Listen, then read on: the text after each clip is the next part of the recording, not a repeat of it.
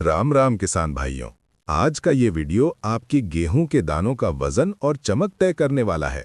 अक्सर हम खाद और दवाइयों पर तो हजारों रुपए खर्च कर देते हैं, लेकिन पानी के प्रबंधन में एक छोटी सी चूक हमारी 40% तक पैदावार को मिट्टी में मिला देती है। आज हमारे साथ अनुभवी किसान मौजूद है जो हमें बताएंगे कि गेहूं की फसल में कब पानी अमृत का काम करता है और कब यही पानी आपकी पूरी फसल को बिछा सकता है। अगर आपकी फसल में बालियां निकल रही हैं या निकलने वाली हैं, तो अगले कुछ मिनट आपकी पूरी साल की कमाई को सुरक्षित कर सकते हैं।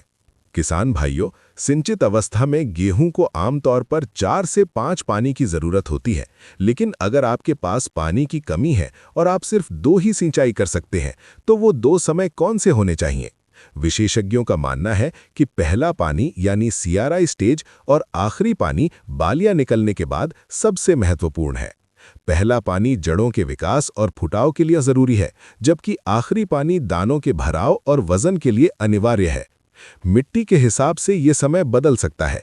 रेतीली मिट्टी में 21-22 दिन पर और भारी चिकनी मिट्टी में 25-30 दिन पर पहली सिंचाई कर देनी चाहिए। अब बात करते हैं उस समय की जिससे बहुत से किसान चूक जाते हैं, आखिरी पानी। जब आपके खेत में 80 से 90% बालियां बाहर आ जाएं, तब आखिरी सिंचाई का सबसे सटीक समय होता है। दिन के हिसाब से देखें तो बुआई के लगभग 90 से 100 दिन के बीच ये समय आता है।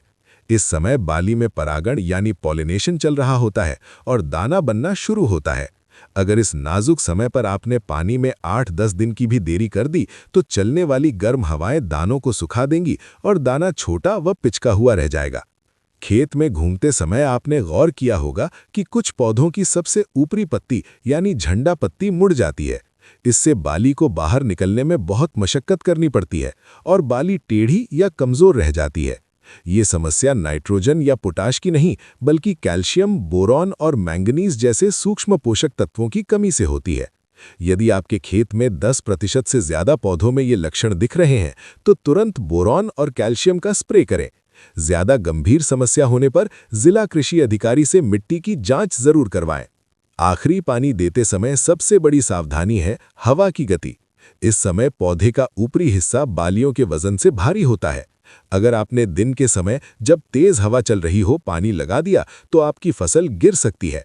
गिरी हुई फसल की पैदावार सीधे 50% तक कम हो जाती है, क्योंकि दाना भरना बंद हो जाता है और चूहे व फंगस का हमला बढ़ जाता है। इसलिए हमेशा मौसम और हवा को देखकर शाम के समय ही हल्का पानी लगाएं, ताकि रात भर में पानी जमीन में समा जाए और जड़ों की पकड़ बनी रहे। कुछ किसान भाई सोचते हैं कि जब फसल पक रही हो या रंग बदल रहा हो, तब पानी देने से बाद में आने वाली बालियां भी अच्छी हो जाएंगी। लेकिन भाइयों, ये धारणा गलत है। जब फसल पकने की ओर होती है, तो जड़ें कमजोर पड़ जाती हैं। ऐसे में पानी देने से फसल पीली पड़ सकती है और दानों की चमक खो सकती है। पकते समय जमीन का सख्त होना जरूरी है, ताकि कटाई के समय मशीन या मजदूर आसानी से काम कर सकें।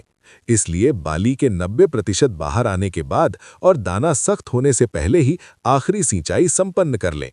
किसान भाइयों, खेती केवल पसीना बहाने का नाम नहीं, बल्कि सही समय पर सही निर्णय लेने की कला है।